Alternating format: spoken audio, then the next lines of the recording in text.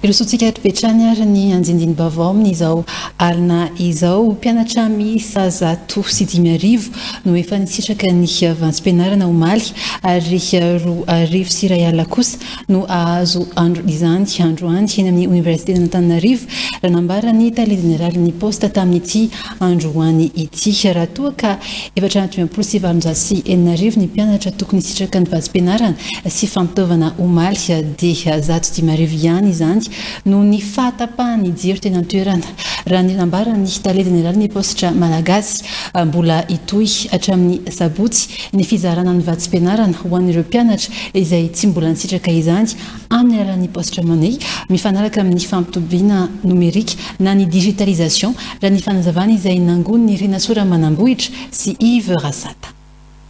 Ka izao ny filaran'ny mpianatra ety amin'ny Université d'Antananarivo ho an'ireo mpianatra andray ny vantsim-pianarana sy ny fampitaovana. Ho an'ity mpianatra iray ao amin'ny sampam-pampianarana fitantanana ity, efatra amin'ny 2 ramaraina izy no nilahatra teto. Amin'ny 10 ramaraina ny alany ateny an-toerana tsy mbola voaray izy raha ny nambarany. Zay zao milahatra eto io efa hatramin'ny maraina, misy efa hatramin'ny 2 sasany maraina tonga teto. Dia mbola miandry zay zao miandry borsanay satria droanay le izy dia andrasanay. Dia no tonga zao fitaraiky zao noho le fandaminana zareo amin'ny poste ao dia voatery miandry zay satria tsy manana safidy. Efa milamina kosa ny fizarana ireo vantsim-pianarana sy fampitaovana fanaraka amin'ny fampitobiana nomerika na digitalisation eny amin'ny Université d'Antananarivo androany nandritra ny fandalovana teny an-toerana. Mpianatra miisa 110 no efa nisitraka vantsim-pianarana omaly ary 2 sy 2 alina kosa no ahazo androany, hoy ny tale generalin'ny posta malagasy. No ny fahatapahany jiro tetsy amin'ny Université omaly no namitarazoka ny fizarana omaly ka nisy ireo voatery naverina androany indray ireo mpianatra raha ny fanazavana. 6800 tokony ho vita tokony naloha omaly fa na dia teo raha zany olana resahantsika zany dia nahavita 5100 ny total le boursier voaloha tetỳ omaly ary izahay dia niezaka saika hoe hanita azy hatramin'ny farany fa raha tsy tapaka le jiro dia vita hatramin'ny farany izy fa iny jiro tapaka iny no tsy nahafahana nanohy an'izy fa raha ny kôtikôty nataonay tany amboloany dia tokony ho vita tany amin'ny 4 ariva tany hoany ny fantoavana an'le bourse tamin'le hoe 6800 total le mpianatra tokony nomena vola fa nisy an'izay fiatonany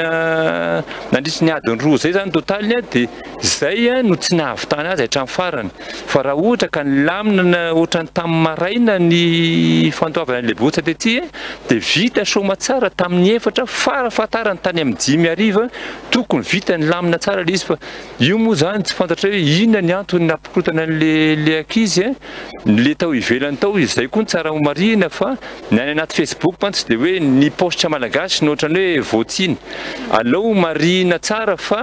ny ato anatiny no anjara andraikitray poste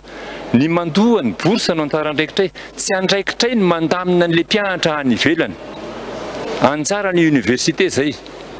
fa ny anjara ny poste malagasy dia ny mandray sy mandamina an'le mpianatra sahala amin'izao hitanareo ato anatiny ato zao hitanareo zao fa milamina tsara ny ato zao misotra tsara le fantoavana le bourse ka raha nisy le fikorotana natao omaly tsy fantatray hoe inona ny antony napikorotana azy fa raha tena lamina ny mpianatra tetỳ dia tokony ho vita tamin'ny 4 ariva na tany amin'ny 5 ariva raha ny tara indrindra ny fantoavana ny bourse tetỳ. Nampitomboina ho toerana enina ny toerana izarana ireo vantsim-pianarana sy fampitaovana eo ny gymnase, cathédrale droit ary ny bibliothèque universitaire. Fizarana izay aharitra hatramin'ny asabotsy izao. Efa nilamina kosa ny fizarana ny vantsim-pianarana noho ny fampiarana ny digitalisation tao amin'ny Université ny Toliara, Toamasina ary ny teny amin'ny Polytechnique Vontovorona.